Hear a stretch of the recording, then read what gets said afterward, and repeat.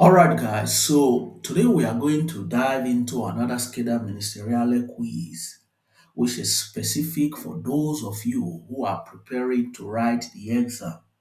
Okay, so please, I will encourage you to watch it till the end to know how many you are going to get at the end of the quiz. And also, if you have not subscribed to this YouTube channel, then I will encourage you to do so that whenever we drop a video, you will be the first to see our video. Okay, and also, if you want to join the private class, you can call the phone number that you are seeing on the screen, and I guarantee you, if you can learn in this manner, then the exam will be yours. So let's proceed. The number one is said, qualora il conducente veda un automobilista fermo con veicolo in avaria in autostrada, lo devi accompagnare fino alla stazione di servizio più vicina. The number one is falso, not vero, okay? Because he said if the driver sees a motorist stopped with a broken down vehicle on the motorway, he must accompany him to the nearest service station. No, it is falso because a driver is not required to accompany a stranded motorist to a service station. I repeat, a driver is not required to accompany a stranded motorist to a service station because that is exactly what the question is telling you. But no, it is false. They may offer help, let's say, for example, by calling an assistance, but there is no an obligation to go with them. So the number one is falso, not vero. Okay? So let's move to number two. The number two is said, la sosta è vietata su binari di linea ferroviaria o tranviaria o così vicino ad essi da intralciare la marcia dei veicoli su rotaia. Oh yes, it is. The number two is vero, not falso. Okay? Because he said parking is prohibited on railway or tram track or so close to them as to obstruct the movement of rail vehicles. Oh, yes, it is. You are not allowed to park on railway or tram tracks or close enough to them that you probably during this you might block or interfere with the tram or the train that are transiting. So you are not allowed to park close to a railway or a tram track. You are not allowed to do sosta or fermata close to these areas, okay? So the number two is vero, not falso, okay? So let's move to number three. The number three is said, attraversare un passaggio a livello con manovra azzardata per guadagnare tempo può essere un pericolo per molti individui, oltre che per il conducente. Oh yes, it is. The number three is vero, not falso. I am going to repeat it. Attraversare un passaggio a livello con manovra azzardata per guadagnare tempo può essere un pericolo. Scusa, actually, the word here is pericolo, okay? Per molti individui, oltre che per il conducente. Oh, yes, it is. Meaning, crossing a level crossing with a risky maneuver to save time can be dangerous for many individuals as well as for the drivers and as well. Trying to cross a level crossing, which is a railway crossing, in a risky way just to save time is dangerous for everyone, not only for the driver, but also for other peoples like the passengers and pedestrians or tram that are transiting on that part of the road. So do not risk it. This is why I keep saying in my previous teachings that as soon as the luce rossa lampeggiante is flashing red, is indicating to you that the train is coming. You have to stop before the linea transversale. So the number three is vero, not falso. Okay, so let's move to number four. The number four is said, è vietato il sorpasso di un autobus fermo per la salita e la discesa dei passeggeri. The number four is falso, not vero. I repeat, è vietato il sorpasso di un autobus fermo per la salita e la discesa dei passeggeri. No, it is falso, not vero, okay? Because he said it is forbidden to overtake a bus stopped for passengers to board or alight. No, it is not always forbidden to overtake a bus stop for passengers. I repeat, it is not always forbidden to overtake a bus stopped for passengers, because that is exactly what the question is telling you, that è vietato il sorpasso di un autobus fermo per la salita e la discesa dei passeggeri. No, you can overtake if it is safe and allowed, but you must be very careful of people getting on off the bus. So it is not always forbidden. You can overtake, but you have to be very careful. So the number four is falso, not vero. Okay, so let's move to number five. The number five is said, è consentito lo uso intermittente dei proiettori di profondità a luci avvaliante per segnalare ai veicoli che procede sia di giorno che di notte l'intersezione di sorpassare. Oh yes, it is. The number five is vero, not falso. I repeat one more time. È consentito lo uso intermittente dei proiettori di profondità a luci avvaliate per segnalare ai veicoli che procede sia di giorno che di notte l'intersezione di sorpassare. Oh yes, it is. The number five is vero, not falso. Okay? Because he said the intermittent use of high beam headlight, which is the luce abbagliante, is permitted to signal to the vehicles in front both day and night the intention to overtake, meaning that you are allowed to briefly flash your high beam headlight, not to keep them on continuously, but you are allowed to briefly flash the high beam headlight, which is the luce abbagliante, to warn the driver in front that you want to overtake them. So it is permitted. Okay? So the number five is vero, not falso.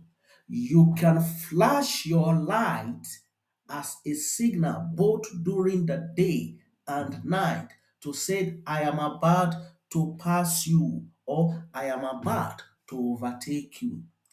And also, please do not forget, keep this in mind that the first thing you must do before carrying out an overtaking, which is sorpasso, is that you must put on your indicator signal, which is your indicator, to signal to other drivers on the road that you want to change lane or you are about to exit the lane.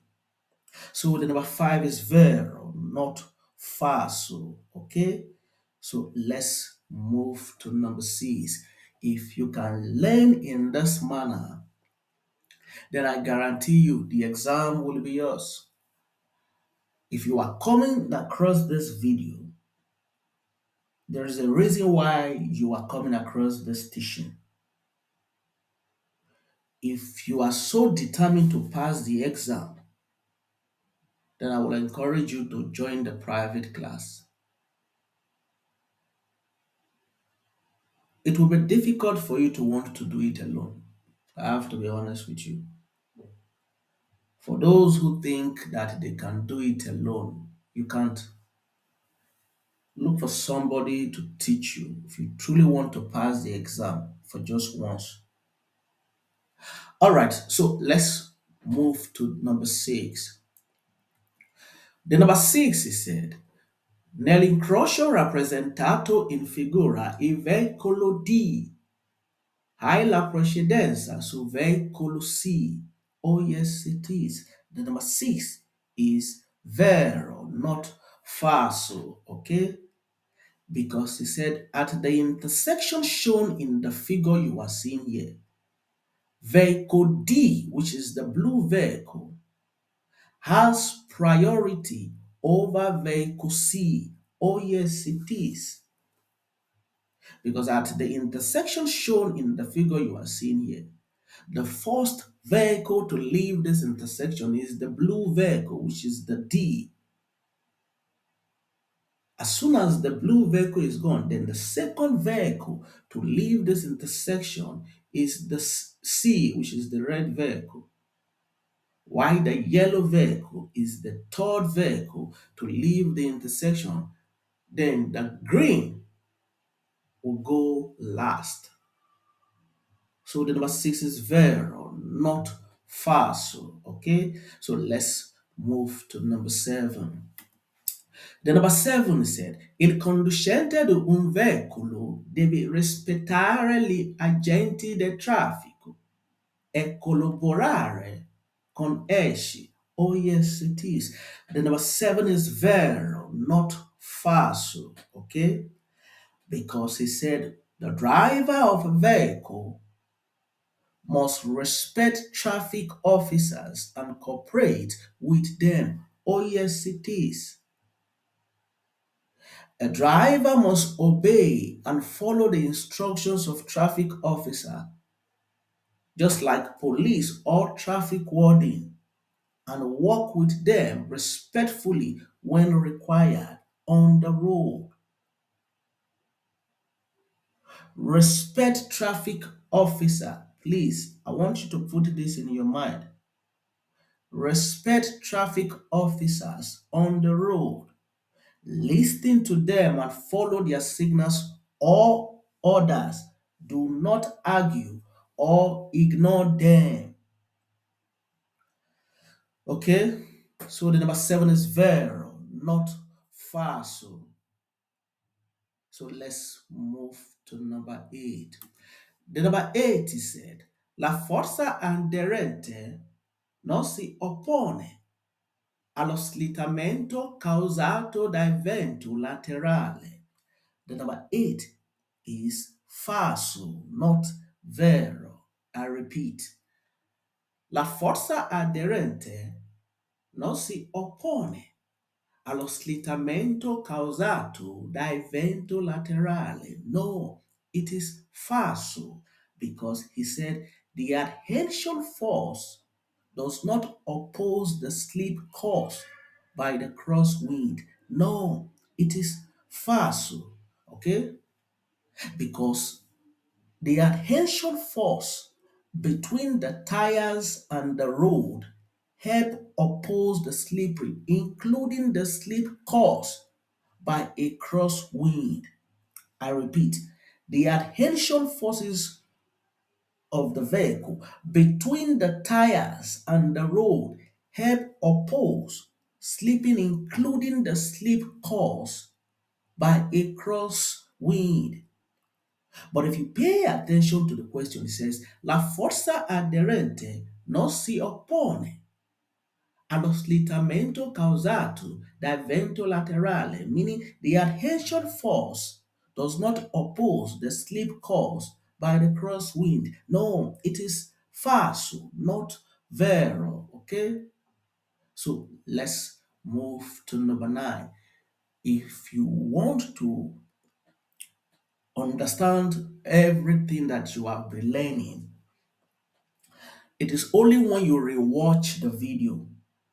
I have to be honest with you. One of the secrets to pass this exam is that you must rewatch the video.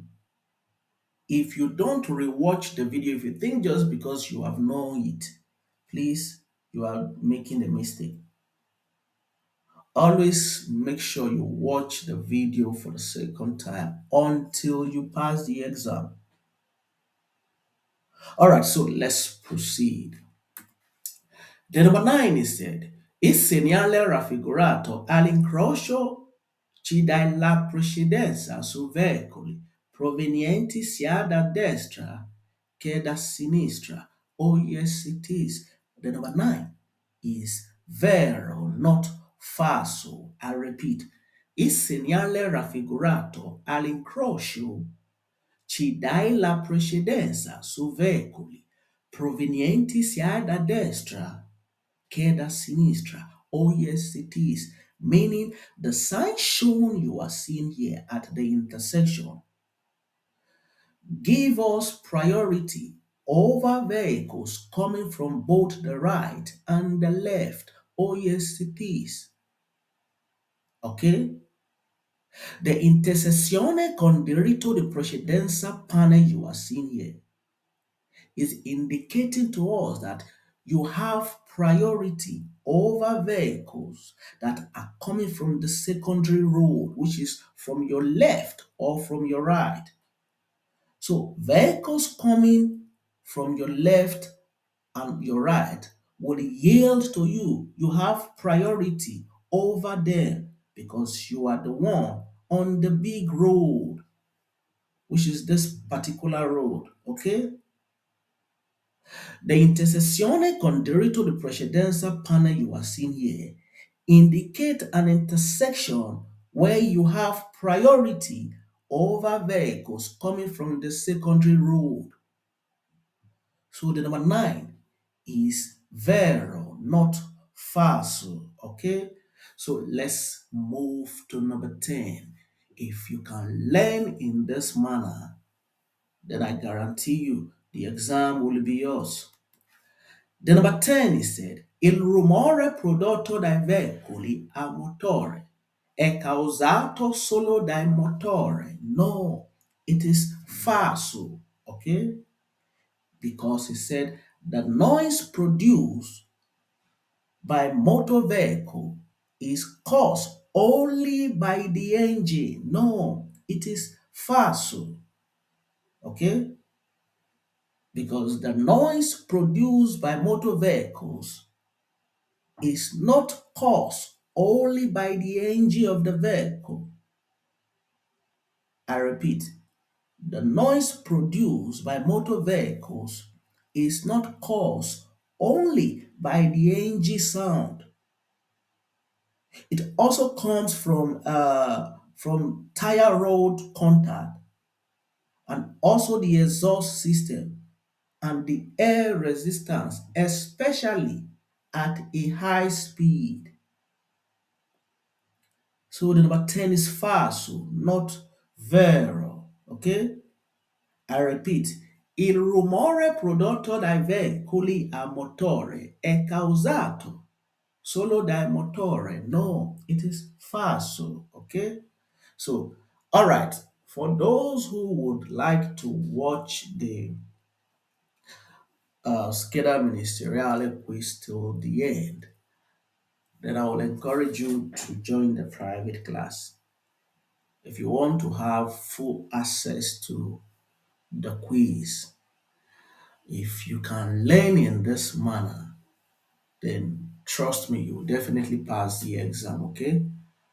All right, so I look forward to see you on my next quiz. Ciao.